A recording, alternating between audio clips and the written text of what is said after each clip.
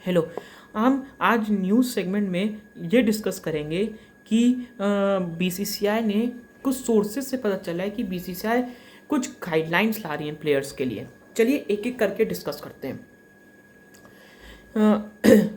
जो पहला है, all the players will have to travel on the team बस।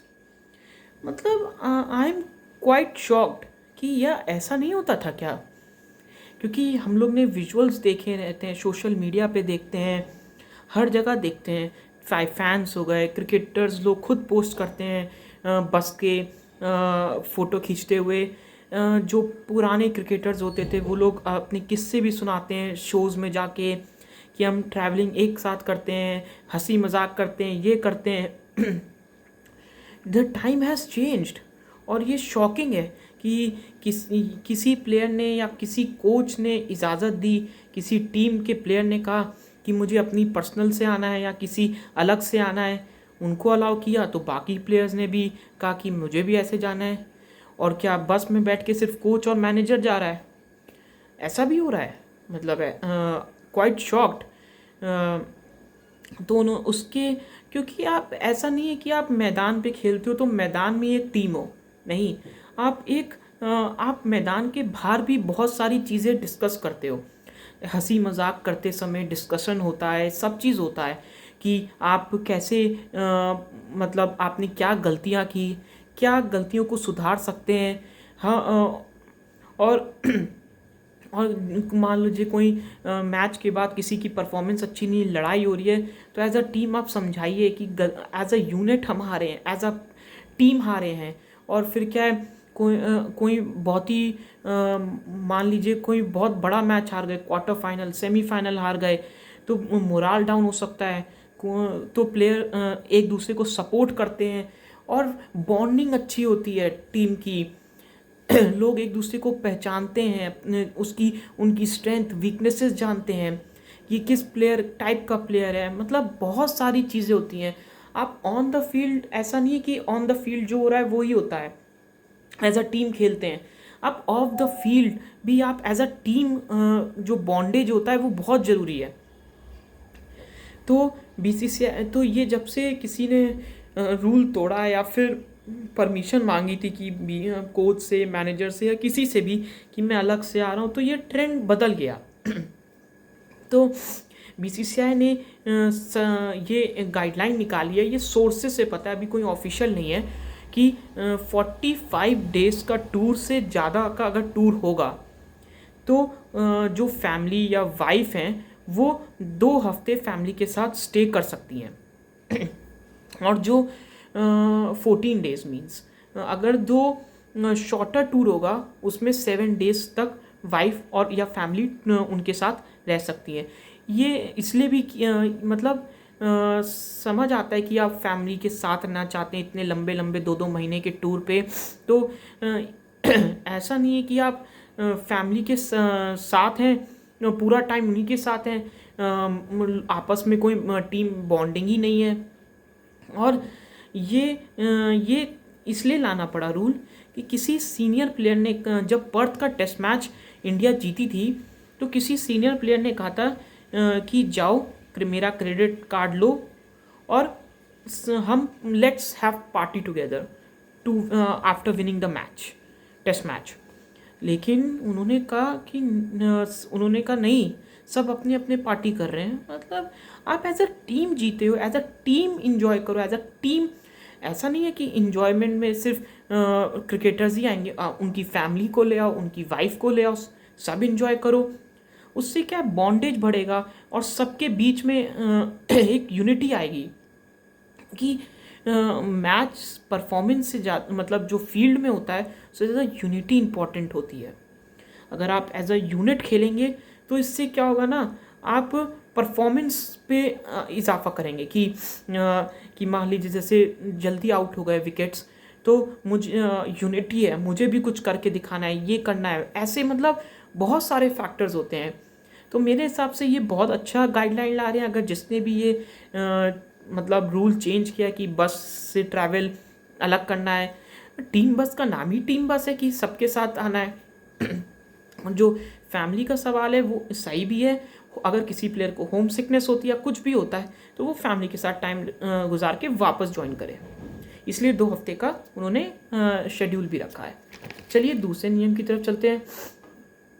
अगर प्लेयर का जो लगेज है वो 150 केजी से ऊपर है तो बीसीसीआई उसका पेमेंट नहीं करेगा। मतलब मेरे ख्याल से 150 किलो बहुत है यार। ऐसा क्या कर रहे हो तुम? क्रिकेट के टूर पे गए हो, शॉपिंग करने फॉरेन घूमने नहीं गए हो, टूर पे गए हो। एक तुम्हारा चलो 30-35 किलो क्रिकेट बैट हो, मतलब बैट हो गए, बॉल हो गई, क्रिकेट किट हो गई आपकी 35 किलो, 40-50 किलो चलो आपने कपड़े ले लिए, सामान ले लिया, मतलब 150 केजीज। मतलब आप अपने 150 केजी, बीसीसीआई बहुत कुछ कर रहा है 150 केजी। उसके बाद आप जो भी करते हैं आप अपने इस पे क्या है कि आप फिर परफॉर्मेंस पे भी इम्पैक्ट आता है। ऐसा नहीं है कि ये जो गाइडलाइंस बना रहे हैं कि बिना सोचे बना रहे हैं, इससे परफॉर्मेंस पे भी इम्पैक्ट आता है। आप सोच रहे हैं फ़ॉरेन चले ही गए हैं, मैच खेल के घूमते हैं, आपको मैच अगले जो अगला होगा टेस्ट मैच या अगला ओडीआई जो अगला T20 होगा, उसके लिए आपको नेक्स्ट सेशंस भी करने होते हैं। आप घूमने पे ध्यान देंगे, मैच वाले दिन आएंगे, प्रैक्टिस करेंगे, आपको मैच से पहले भी प्रैक्टिस करनी है, अपनी वीकनेस पे काम करना है, अपनी स्टैट्स देखिए कि मैं कैसे आउट हुआ हूँ, क्या किया हूँ, तो ये सब आपको करना पड़ता है। तीसरा नियम, जो गौतम गंभीर का पर्सनल मैनेजर है उनको वीआईपी बॉक्स में या टीम बस में नहीं ट्रैवल करेगा, और वो डिफरेंट होटल में भी रहेंगे। जो प्लेयर्स के लिए रूल है वो कोच के लिए भी है रूल, वो मैनेजर के लिए भी, सबके लिए रूल है, वरना तो फिर से वो प्रॉब्लम आ जाएगी। फिर चौथा रूल है, as a suggestion that player की वेरिएबल पे होगी परफॉर्मेंस के बेस पे। पर बाकी जो रूल्स बनाए हैं बीसीसीआई ने बहुत अच्छे हैं, लेकिन मैं इस रूल से थोड़ा सहमत नहीं हूँ। इसके पीछे रीज़न ये है अगर मान लीजिए परफॉर्मेंस बेस के ऊपर इन्होंने कहा कि हम आपको पे करेंगे, सेंट्रल कॉन्ट्रैक्ट प्लेयर हैं, ए कैटेगरी के 7 करोड़, ए प्लस कैटेगरी के ए कैटेगरी के 5 करोड़, बी कैटेगरी के 3 करोड़, 1 करोड़ सी कैटेगरी के, आपने एक बना रखा है।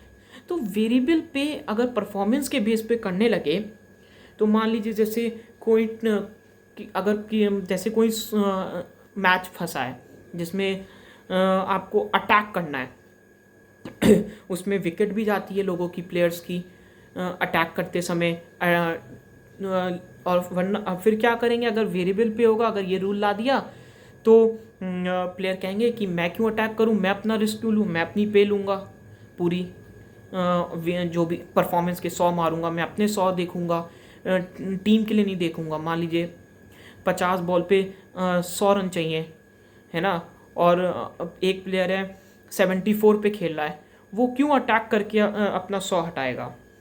वो कहेगा कि मैं सिंगल डबल खेलूँगा, 50 बॉल हैं, अगर मैं 20 सिंगल भी ले लूँगा, 35 सिंगल भी ले लूँगा, मेरी सेंचुरी हो जाएगी, मैं क्यों अटैकिंग अप्रोच करके, ऐसे तो फिर टीम मैचेस हारने लगेगी, सब अपने लिए खेलेंगे, टीम के लिए कोई नहीं खेलेगा।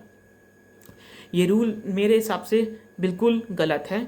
आप अगर करना चाहते हैं परफॉर्म तो आप कैटेगरी डिग्रेड कर दीजिए, जैसे इसकी परफॉर्मेंस नहीं है प्लेयर की तो आप ए प्लस ए कैटेगरी में ले आइए, ए वाला बी में ले आइए, बी वाला सी में ले आइए, 7 से 5 हो गया, 5 से 3 हो गया, 3 से 1 हो गया, 1 के बाद ड्रॉप कर दीजिए, कैटेगरी हटा दीजिए। तो मेरे हिसाब से ये बेकार रूल है, इसको नहीं लाना चाहिए। बाकी जो 3 रूल है वो बहुत अच्छे हैं, इससे यूनिटी भी आएगी, इससे टीम की परफॉर्मेंस इंक्रीज होगी, हर चीज़ होगा। चलिए दूसरी न्यूज़ की तरफ चलते हैं। तो बीसीसीआई के गाइडलाइंस है। अब रोहित शर्मा ने मैच प्रैक्टिस करना शुरू कर दिया रणजी ट्रॉफी के लिए, और रणजी ट्रॉफी का जो सेकेंड राउंड है वो 23 जनवरी से शुरू होगा, जिसमें गिल ने भी अपनी अवेलेबिलिटी शो कर दी है, जायसवाल ने भी मुंबई की तरफ से अपनी अवेलेबिलिटी शो कर दी है, रोहित शर्मा मुंबई की तरफ से प्रैक्टिस कर रहे हैं एक भी एक आया था कि 16 रन पे आउट हो गए प्रैक्टिस में भी रोहित शर्मा। अरे ठीक है, कोई नहीं, अभी प्रैक्टिस ही तो कर रहे हैं। पंत और विराट कोहली ने भी उन जो दिल्ली के उनके प्रोबेबल्स में इंक्लूड कर दिया है। चलिए, अगर आपको मेरा न्यूज़ सेगमेंट पसंद आए तो लाइक करें, शेयर करें, सब्सक्राइब करें।